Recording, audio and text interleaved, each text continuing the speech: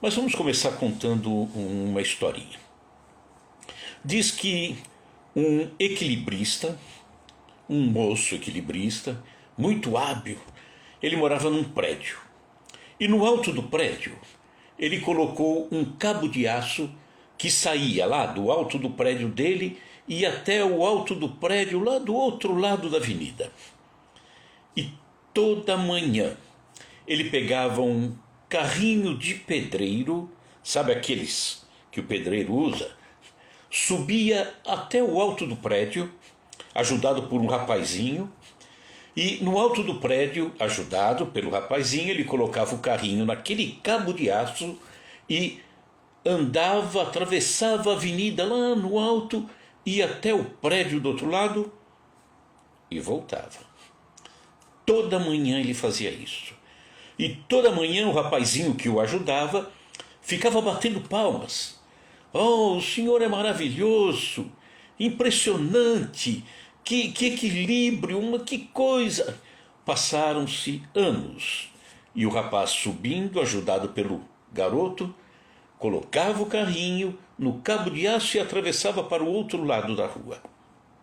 Até que um dia ele ia fazer, como fazia toda manhã, ajudado pelo rapazinho, ele coloca o carrinho no cabo de aço e quando ele vai começar o trajeto para ir até o outro prédio, ele pergunta para o garoto: você acredita que eu sou capaz de, nesse carrinho, nesse cabo de aço, colocar e ir até o outro prédio? Acredito. E voltar? Acredito. Não vou cair? Não, jamais. Mas o senhor tem uma habilidade fantástica. Eu o acompanho anos e anos e eu sei que o senhor consegue. Não há nada que fará o senhor cair. Imagina, o que é isso? E aí o equilibrista se volta para o rapazinho e diz: você acredita mesmo? Acredito, lógico. Ah, que bom. Então, suba no carrinho. Garoto subiu? Não subiu. Então, vamos usar essa historinha para pensar sobre a fé, né? Que ora alguns têm, que ora perdem, afirmam tantas coisas, tanto poder e de repente enfraquece tudo, né? E isso acontece mesmo, né? Muitos têm uma fé indecisa, insegura, sem base, vazia. Então vamos recordar o que nós estamos falando ao longo dessas últimas lives, né? Temos falado sobre a doutrina espírita, que é a terceira grande revelação de Deus, que aconteceu agora, o Consolador prometido por Jesus, aconteceu agora, que eu digo, 160 anos atrás, e ela vem trazer à humanidade, dar a chance da humanidade raciocinar sobre as coisas da alma e sobre a fé, óbvio, né? Então, peço perdão que a garganta está um pouquinho complicada. Então, a doutrina espírita, a gente vem comentando a respeito de alguns princípios fundamentais que ela nos mostra, né? Já falamos da existência de Deus, da existência, imortalidade e comunicabilidade dos espíritos, falamos do grau de evolução dos espíritos, né? As ordens dos espíritos, que vai desde o puro, os bons, depois os imperfeitos, lá embaixo, que isso elimina aquela ideia de demônio, anjo, uma criação exclusiva de Deus, colocando essas duas figuras, uma com tanta bondade e outra com tanta ruindade, né? Não faz o menor sentido, isso aí não, né? Não dá para nós que começamos a aprender a raciocinar sobre Deus, sobre os espíritos, sobre a vida, sobre a justiça, não dá para aceitar, né? Olha a importância de raciocinarmos, tá? No passado a gente aceitava, entendia, tudo bem e tal, e não está tudo bem não, porque não é assim, não pode ser assim. Então hoje nós vamos falar sobre fé raciocinada. Combinado? Então, embora não se possa definir a fé, nós entendemos como sendo uma força que nasce com a própria alma, vem dentro da alma, né? Certeza instintiva da existência de Deus, apoiada nos fatos e na lógica, raciocinando, né? Ensina-nos a doutrina espírita que fé inabalável somente é a que pode encarar a razão frente a frente, em todas as épocas da humanidade. A verdadeira fé. Se ela não consegue encarar a razão, se ela titubeia, se ela não encontra respostas, opa, então aí tem problema, né? Então, fé raciocinada é um alicerce fundamental em toda a construção doutrinária que foi elaborada por Kardec, né? Ditada pelos espíritos. Então, vamos pensar. Isso aí é para pensarmos. Como muitos têm a sua fé, cada um tem a sua, né? Como que muitos têm? Com que base construíram a sua fé? Qual o entendimento? Muitos têm aquela fé porque o meu pai me ensinou. Bom, e você nunca mais pensou e continua com aquela mesma fé que o seu pai ensinou? Continua. Não melhorou nada? Não. Aí nós ainda continuamos perguntando. Esses interessam-se em aprofundar nas coisas da alma? No mundo material como o nosso, que vivemos aqui na Terra, muita gente está muito preocupada com ganhar, se divertir, sei lá, tanta coisa, né? Mas as coisas da alma, deixa para depois. Ou ficam então indiferentes a isso tudo, né? Que é o caso. Dando um tempo que talvez não tenham para tomar iniciativa. Quando eu ficar velho, eu vou pensar nessas coisas. Esse negócio de fé, esse negócio de Jesus, isso aí é coisa para velho. Não sabe nem qual é o tempo que ele vai ter pela frente. Talvez não passe dessa noite, né? Como que apenas acompanhando, muitos ficam acompanhando os passos de uma manada. Todo mundo vai para aquele lado, ele vai para aquele lado. E tudo bem. Todo mundo se contenta com aquele nível de entendimento que o pai ensinou. E ele vai no mesmo ritmo, né? Então, muitos apenas passam pela vida sem ter vivido um aprendizado para a própria alma. Isso é lamentável.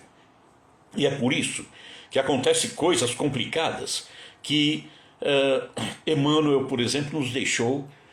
Isso está no livro Caminho, Verdade e Vida, psicografia do nosso querido Chico. O tema é Que Buscais, tá?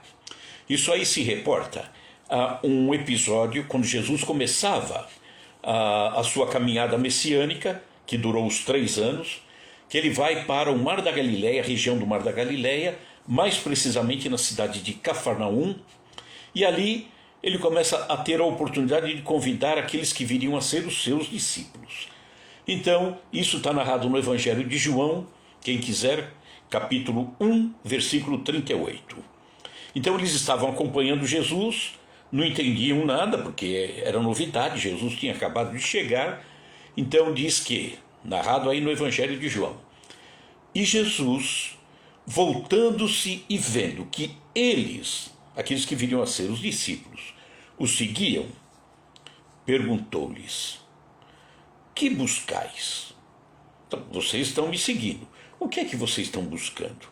Então, em cima dessa frase, desse pequeno versículo, Emmanuel faz considerações, tece considerações interessantíssimas, né? E ele diz assim: a vida em si é conjunto divino de experiências. A nossa caminhada é um conjunto de experiências. Agora, quem passa pela experiência e não aproveita, não aprende com as experiências, nem percebe que passou por elas, né? Continua Emmanuel: cada existência isolada oferece ao homem o proveito de novos conhecimentos. Só que muita gente não se interessa, né? A vida está aí e nem olha para as coisas aqui de dentro. Continua Emmanuel. A aquisição de valores religiosos não tem nada a ver com religião, tá? Valores religiosos, aquilo que nos faz ligar a Deus, religar a Deus, é o nosso pensamento, o nosso sentimento, a nossa conduta.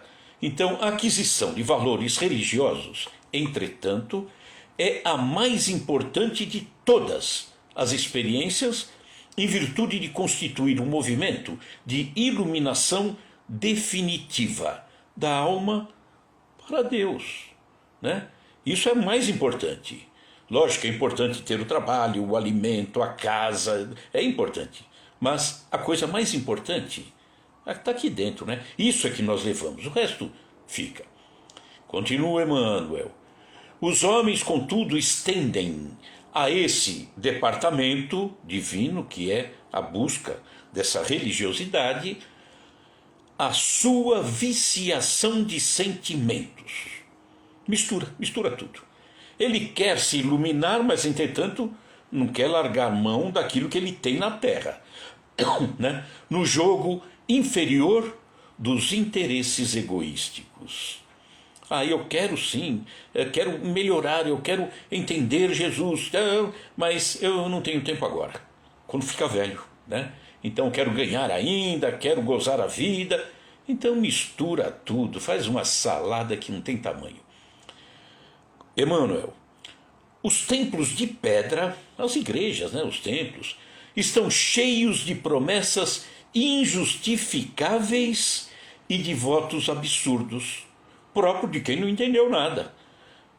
Quer conversar com Deus no seu coração, mas está lá prometendo, pedindo coisas absurdas, é uma mistura. Muitos devotos entendem encontrar na divina providência, que é Deus, uma força subornável. Subornável, dá para comprar Deus. Eivada de privilégios e preferências. Eu vou lá conversar com Deus, então ele vai ver que eu me interesso por ele, aí talvez ele vai me ajudar, eu estou precisando trocar de carro, tal, aquela coisa toda. Outros se socorrem do plano espiritual com o propósito de solucionar problemas mesquinhos. Isso é tão comum, né? As pessoas que muitas vezes acabam indo para uma casa espírita, por exemplo, com uma dificuldade espiritual, mas na verdade ela quer solucionar as coisas imediatas, coisas da terra. Quando na verdade, para solucionar as coisas da terra, você tem que solucionar as coisas da alma.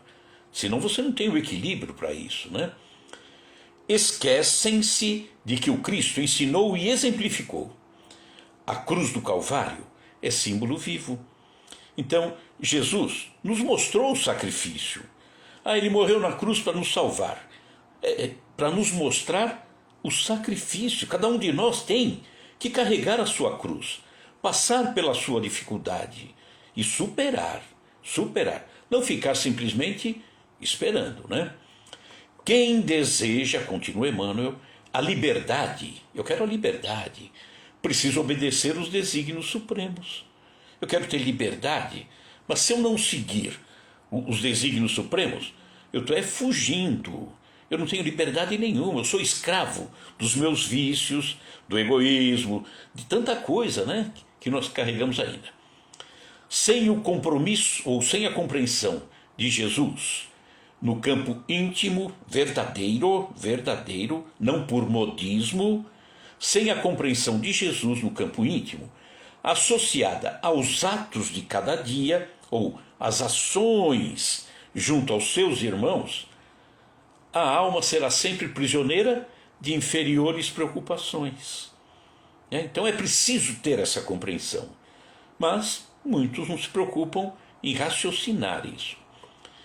E aí Emmanuel arremata dizendo: ninguém ouvide ou esqueça a verdade de que o Cristo se encontra no umbral de todos os templos religiosos, na porta de entrada de todos os templos religiosos do mundo, né?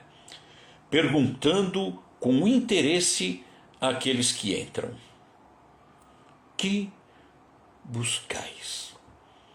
Então, se perguntar a muitos hoje, com relação às coisas da alma, o que é que você está buscando?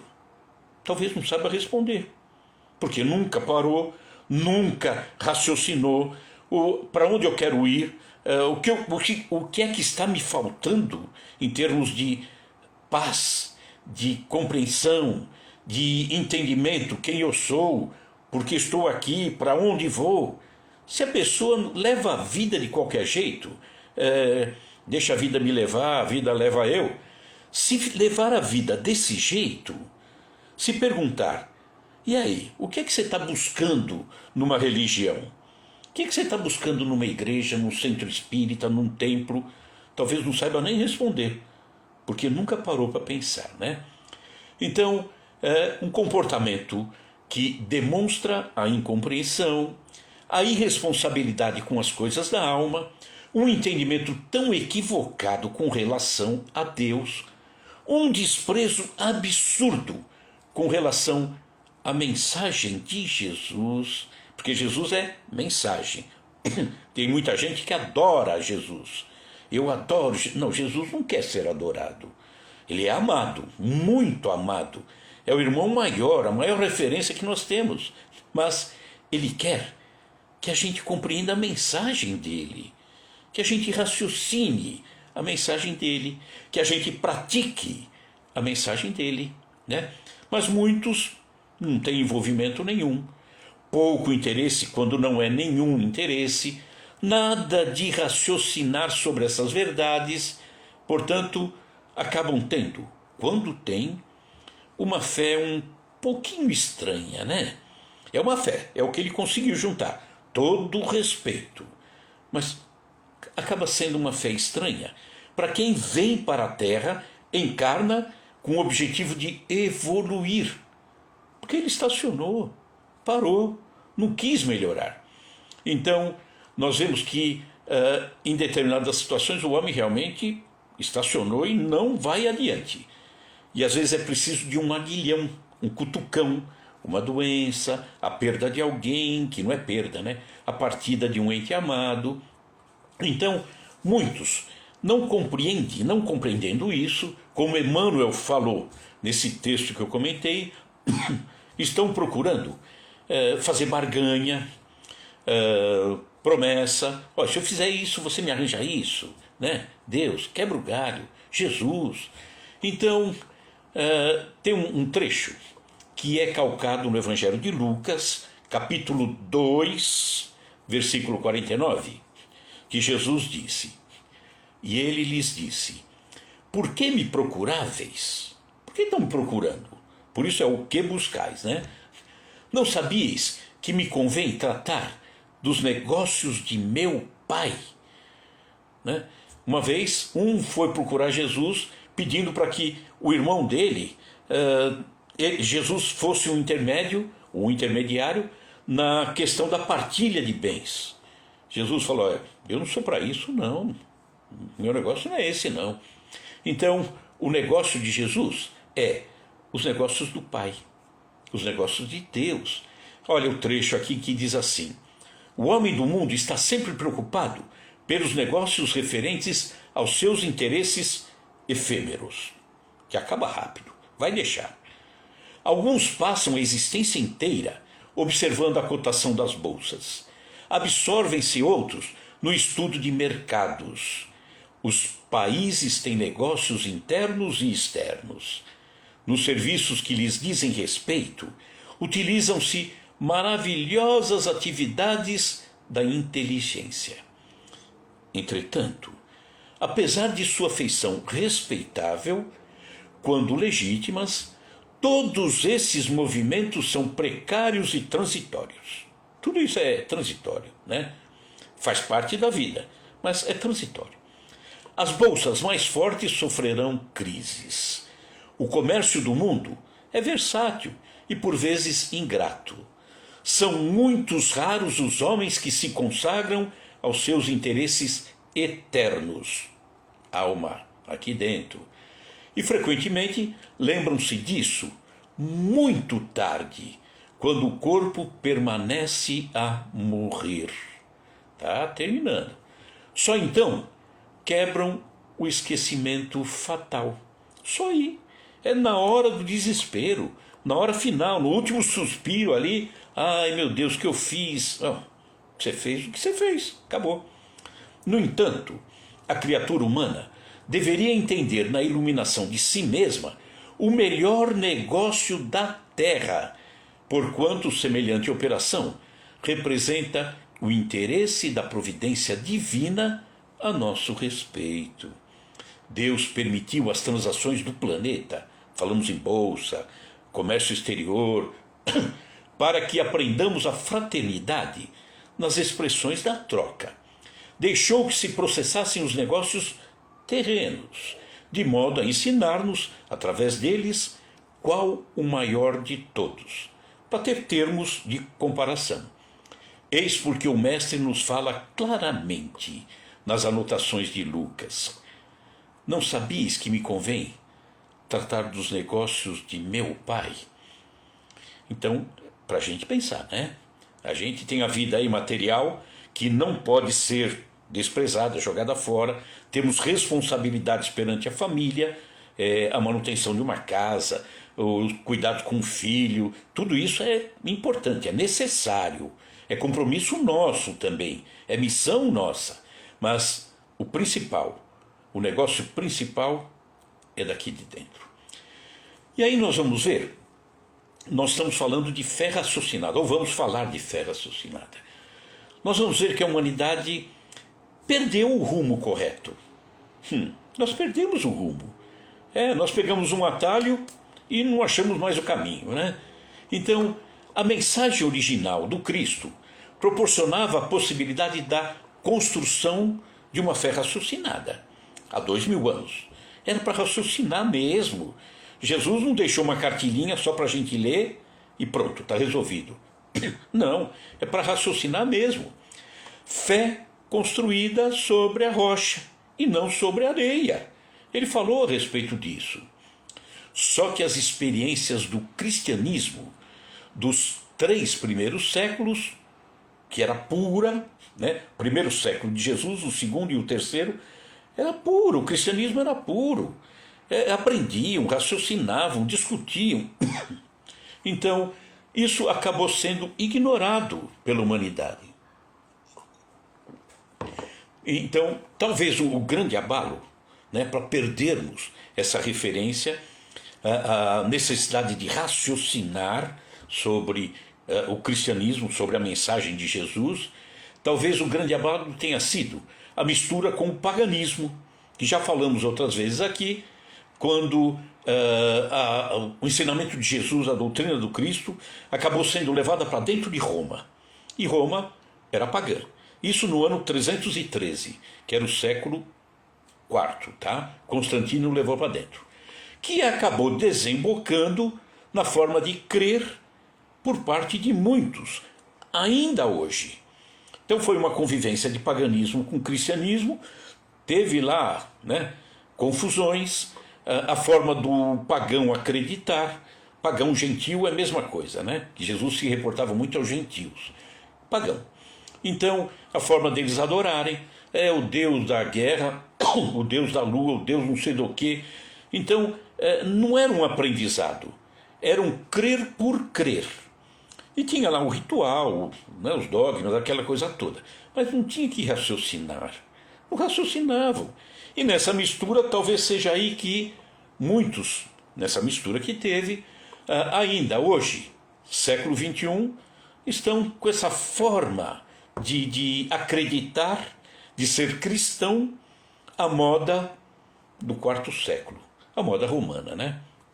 A incompreensão, o dogmatismo, os rituais, hierarquias, acabaram interferindo na construção de uma fé sólida, que era o objetivo que Jesus deixou de fato, né? E afastou muitos da fé construída de forma racional. Tudo bem, me ensinaram desse jeito, eu toco o barco desse jeito. E estão fazendo dessa forma, muitos, ficando então na fé cega, acomodada. desinteressada. Muitos estão assim, a gente percebe, né? Essa afirmativa de que era para ter a razão junto da fé, desde lá do começo, nós vamos ver essa afirmativa, por exemplo, através de Santo Agostinho. Santo Agostinho, tão importante, né? Na teologia, tão respeitado pelos católicos, pelos espíritas. Santo Agostinho era o mentor do nosso querido Bezerra de Menezes, hein? Só para ver a beleza, a grandiosidade de Santo Agostinho. Então, a visão de Santo Agostinho, que nasceu no ano 354, já estava, a doutrina do Cristo já estava começando a ser manuseada por Roma. Mas ele tinha uma visão diferente, né? Santo Agostinho, o maior teólogo da antiguidade cristã, ele fala sobre a colaboração entre fé e razão. Fé e razão. Isso está resumido na frase do Sermão 43 de Santo Agostinho, que diz: entende ou entenda para que creias, e crê para que entendas. Então, não era apenas acreditar em algo. Entenda para crer, creia para entender. Ou seja, funcionam os dois, a fé e a razão. Tem que raciocinar. Isso é Santo Agostinho. Ainda Santo Agostinho, ele falava: a fé e a razão, fides e ratio, constituem como que as duas asas pelas quais o espírito humano se eleva para a contemplação da verdade. Fé e razão são duas asas que levam o espírito humano a se elevar na contemplação da verdade. Ele não falou só a fé, não. Fé e razão. Não há motivo para existir concorrência entre razão e fé. Uma implica a outra, e cada qual tem o seu espaço próprio de realização. Mas tem que conviver as duas, a fé e a razão. Perderam isso, né? Nós perdemos, a humanidade perdeu. Então a expressão fé raciocinada, ela não teve início com a doutrina espírita e com Kardec, não. Santo Agostinho já falou isso antes, né? Fé e razão. Vamos ver outro. Agora é a vez de Tomás de Aquino. São Tomás de Aquino, tá? Tomás de Aquino teria sido o teólogo que mais longe levou a reflexão sobre a conciliação entre a razão e a fé. Foi esquecido, né? Que para ele jamais poderiam estar em contradição. Ou seja, eu tenho a fé, mas a razão tem que dar força. Eu tenho razão, mas a fé também dá o sentimento, dá o amor. Uma vez que ambas são dádivas da graça de Deus. Deus deu as duas. Deu a razão. Nós temos aí, né? Raciocinamos, buscamos, está aí a ciência, que tem que ser levada em conta. Lembra que Kardec falou: olha, se a ciência mostrar que alguma coisa na doutrina está errada, fique com a ciência, né? E nós deveríamos ter trazido isso ao longo de todos os séculos. E jogamos fora a razão, jogamos fora, né? Então, surpreendentemente, ainda falando de Tomás de Aquino, surpreendentemente para nós hoje, quando ciência e teologia se distanciam tanto, fica claro que o conhecimento científico leva a Deus, né? Está aí Tomás de Aquino falando, de acordo com ele. Então é para ter sim a ciência, buscar a razão, raciocinar. Então, Tomás de Aquino, ao dizer razão e a fé jamais poderiam estar em contradição, São Tomás de Aquino acabou sendo o pioneiro nessa expressão. Fé inabalável somente é a que pode encarar a razão face a face em todas as épocas da humanidade. Viu?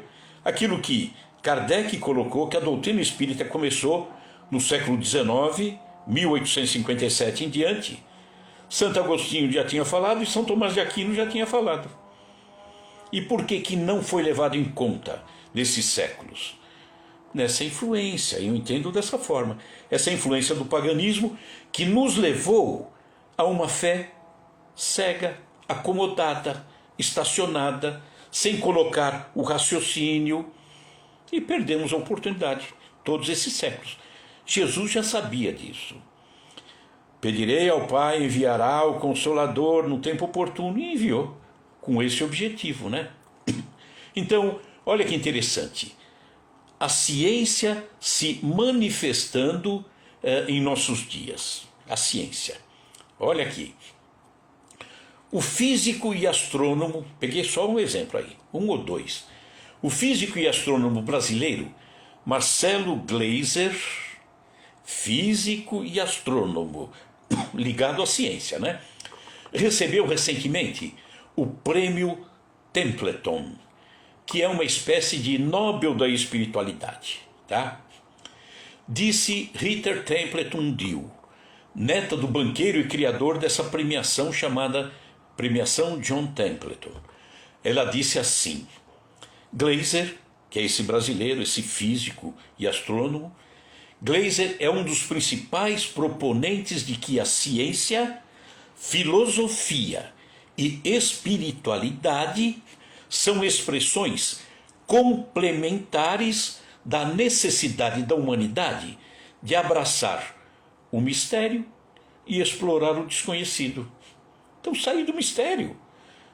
Vamos encontrar aquilo que é desconhecido, levantar o véu. Então ele diz ciência, filosofia, espiritualidade. Olha a doutrina espírita, né? Que bonito, né? Como as coisas casam, né? Um outro exemplo, tá?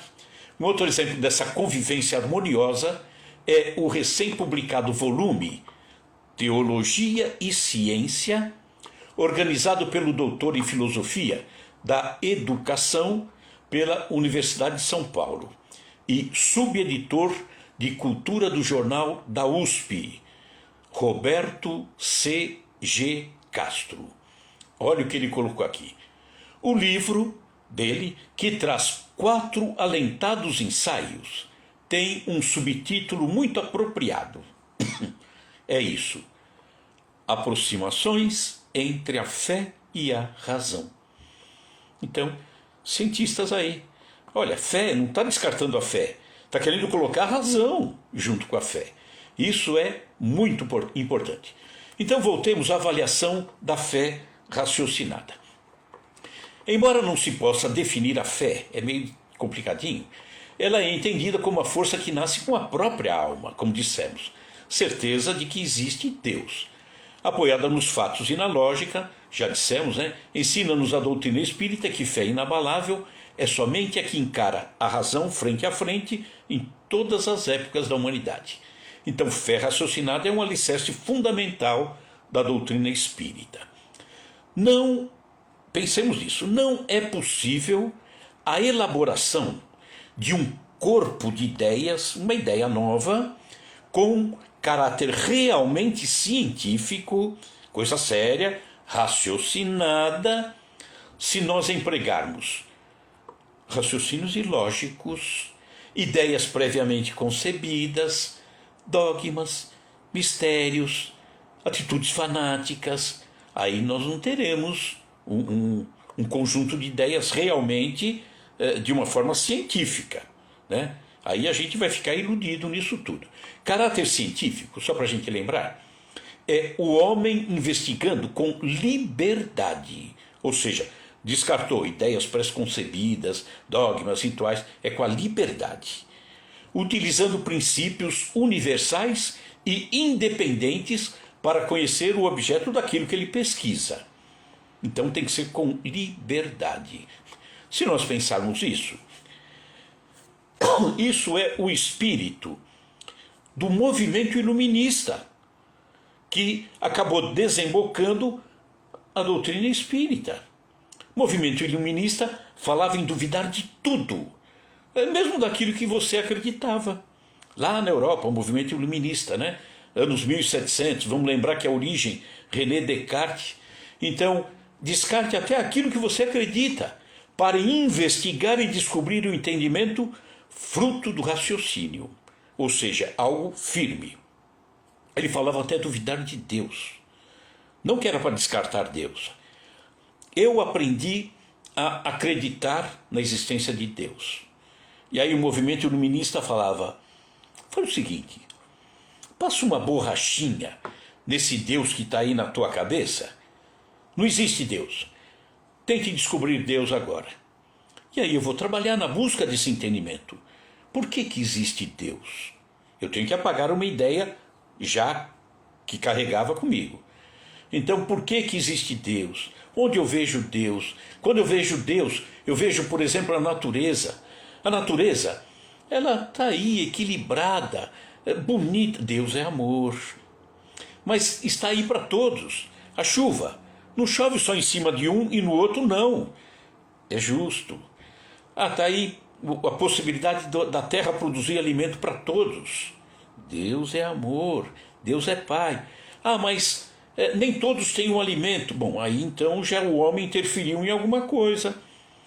Um se apoderou de toda a terra e o outro ficou sem terra para produzir. Então aí as distorções, o homem é que complicou, né? Então, somente fé raciocinada proporciona uma efetiva aliança entre ciência, filosofia e religião. Se não for fé raciocinada, não existe essa aliança. O que você acha do espiritismo? Eu acho tão lindo. E que mais? O que você pensa? Serviu para quê? Eu fico tão emocionado.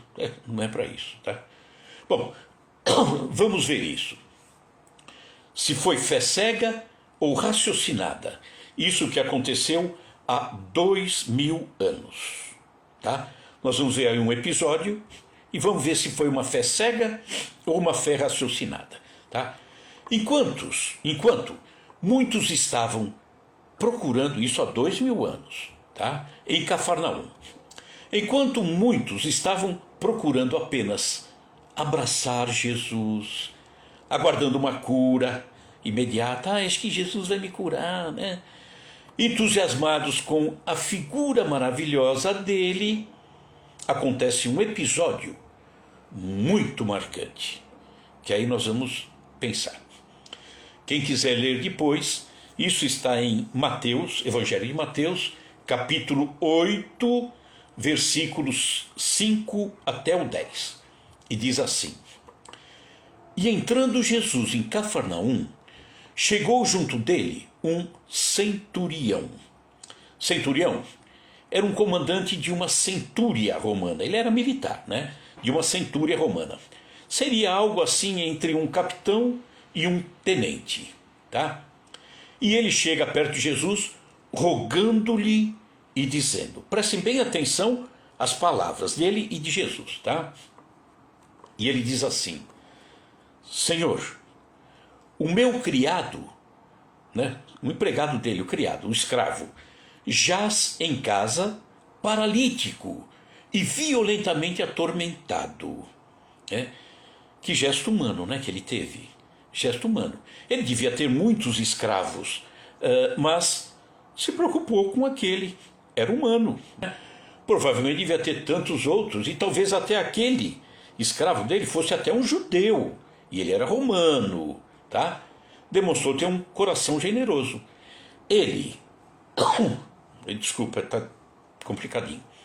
Ele, centurião, ele era romano, era o dominador de tudo aquilo.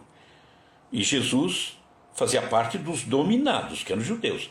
Talvez até então o escravo desse centurião, que era o dominador, fosse até um judeu, que era o dominado, que era o escravo. Mas ele, centurião, foi até Jesus pedindo a cura. E aí Jesus disse: eu irei e lhe darei saúde. E aí o centurião responde: Senhor, eu não sou digno de que entres debaixo do meu telhado, na minha casa. Mas dize somente uma palavra e o meu criado há de sarar. Basta você falar alguma coisa, Jesus. Pois também, falou ele, eu sou homem, sob autoridade. Era um militar, né? Autoridade. A gente sabe que disciplina e hierarquia, autoridade que regula tudo aquilo.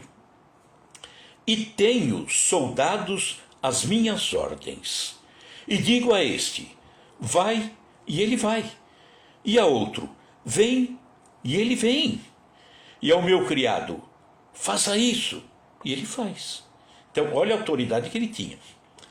E maravilhou-se Jesus, ouvindo aquilo, né? E disse aos que seguiam, que estavam ali ao lado dele, em verdade vos digo, que nem mesmo em toda Israel encontrei tanta fé. Olha o centurião. E Jesus diz depois para ele, pode ir, já está salvo, já está curado. E depois o centurião vai, vê o seu servo, o seu escravo, o seu criado, volta até Jesus e agradece a Jesus, né? Então, pontos importantes, nós estamos falando de uma fé que raciocinou, tá? Pontos importantes a serem observados. Centurião, ele nos mostrou que ele não tinha uma fé cega, ele tinha uma fé raciocinada. Uma fé em Jesus, né, calcada na razão e na verdade que ele foi vasculhar com certeza antes. Fé raciocinada impele o homem a examinar mais detalhadamente aquilo que lhe é dito. Então o centurião deve ter ouvido falar muita coisa de Jesus, deve ter ido pesquisar, deve ter ido constatar, né? O pedido do centurião em favor do seu escravo não foi um impulso repentino. Estava lá em Cafarnaum, Jesus estava passando, o centurião vindo, Jesus, cura lá o meu escravo. Não foi. Foi algo programado, trabalhado pelo centurião. Certamente o centurião havia examinado vários pontos que ele, centurião, dominador romano, Jesus, o dominado judeu, deveria ter analisado de forma segura o que Jesus já havia feito anteriormente, como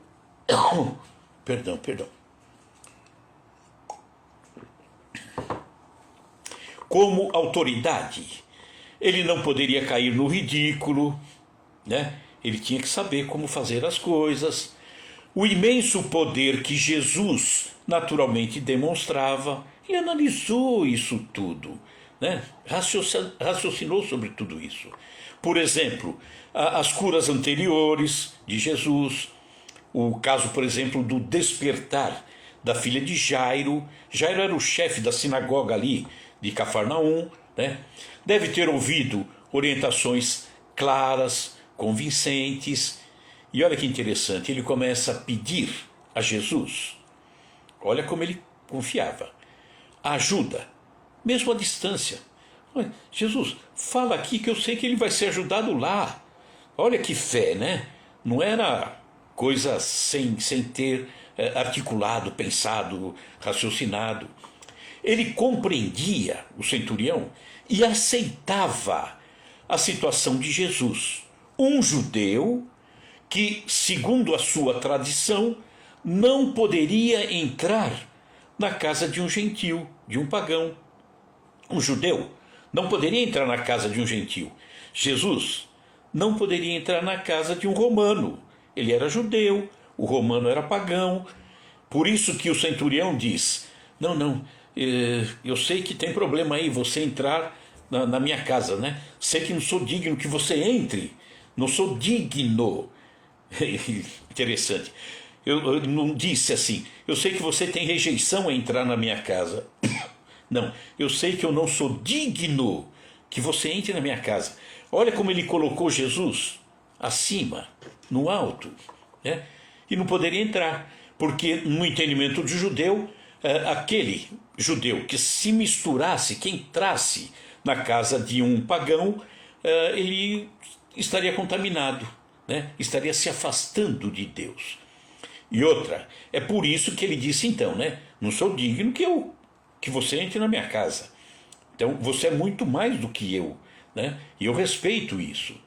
Então, embora o centurião representasse o domínio romano, o dominador, e Jesus o dominado, a abordagem foi feita por quem reconhecia a autoridade de Jesus e fez de uma forma extremamente humilde. Não é obra do acaso, não, isso é pensado.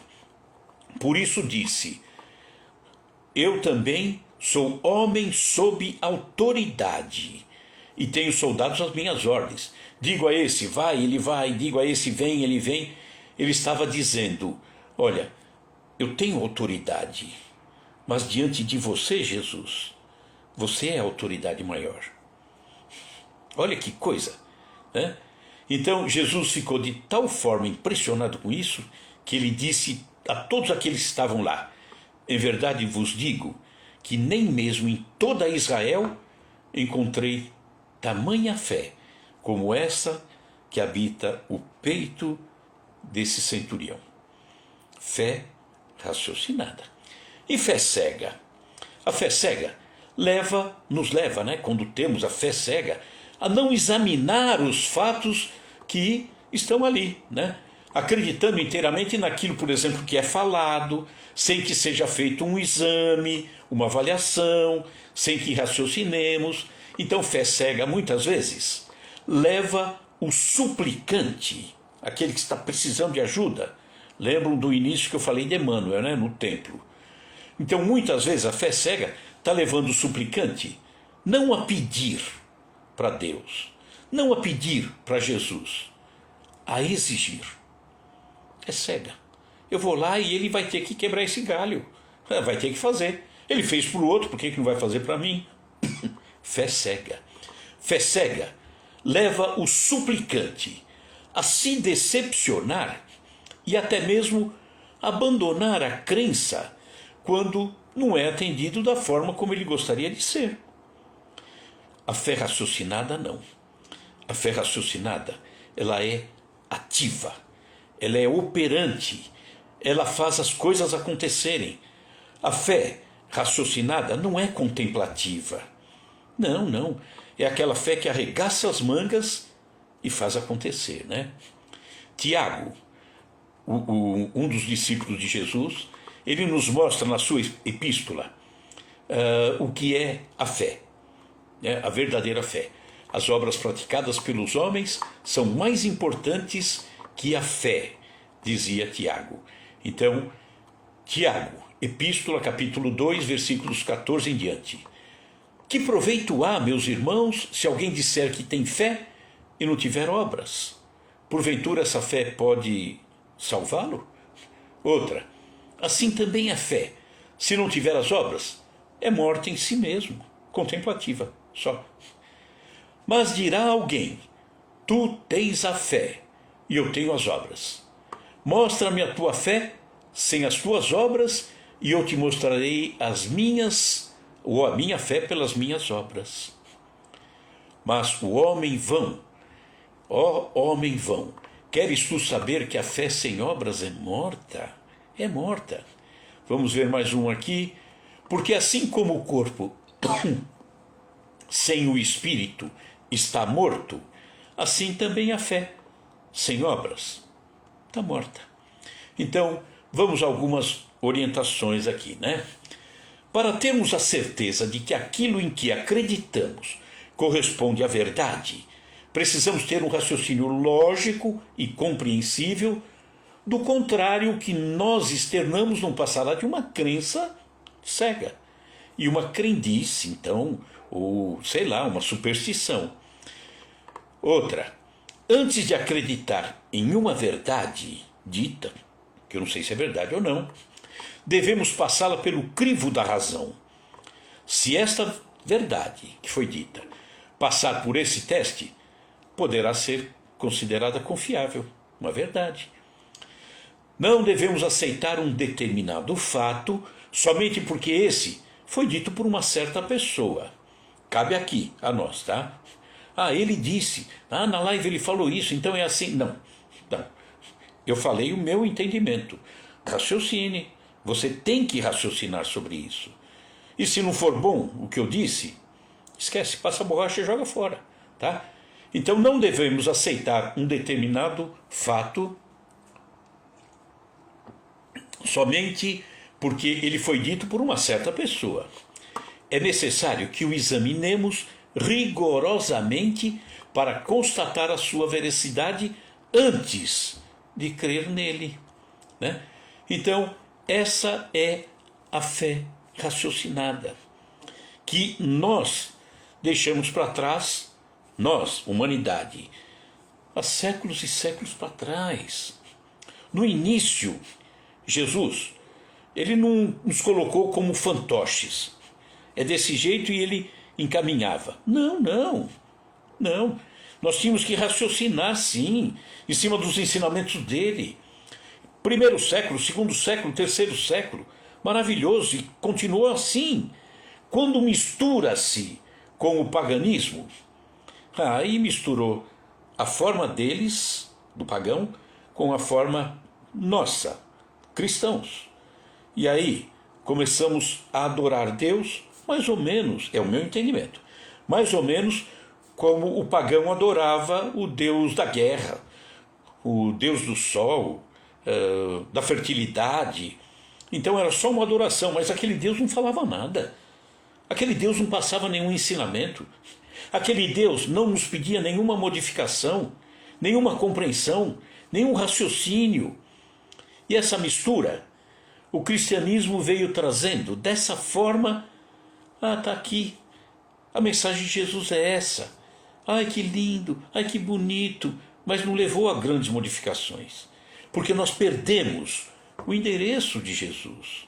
Perdemos. Aí vimos Santo Agostinho, metade dos anos 300, que já era a mistura, já estava acontecendo a mistura do paganismo com o cristianismo, mas Santo Agostinho, iluminado, aquela grandeza, diz, fé e razão, viu, meu?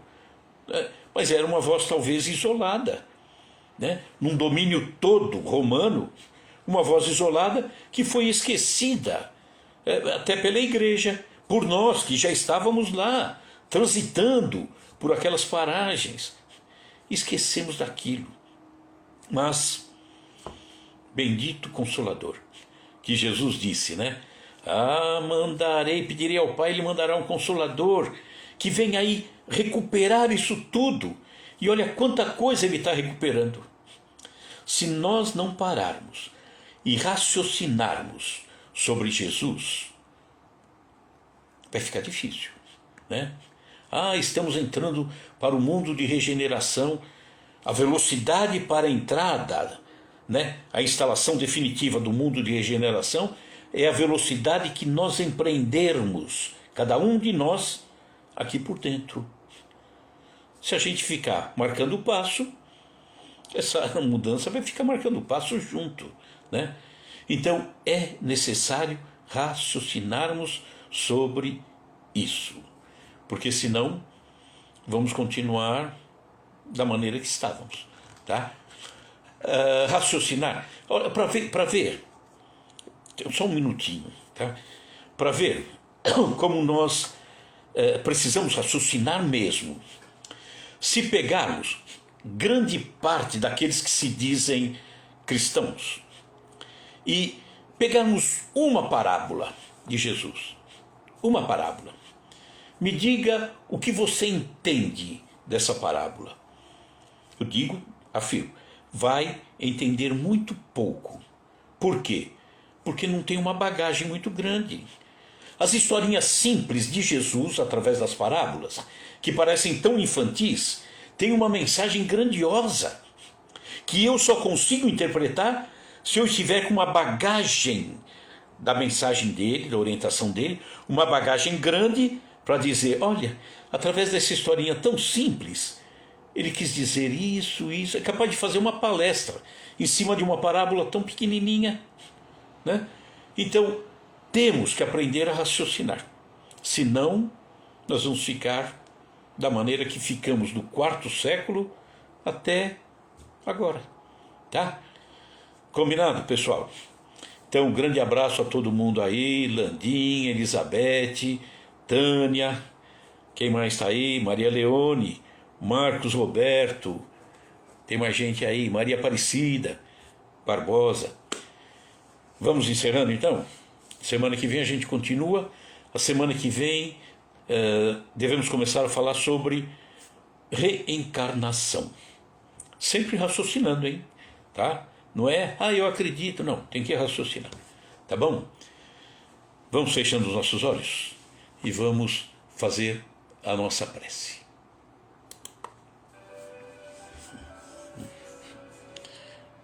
Jesus, nosso divino mestre, amigo, companheiro, agradecemos pelos teus ensinamentos, que clareiam tanto a nossa mente e que agora nos leva a raciocinar.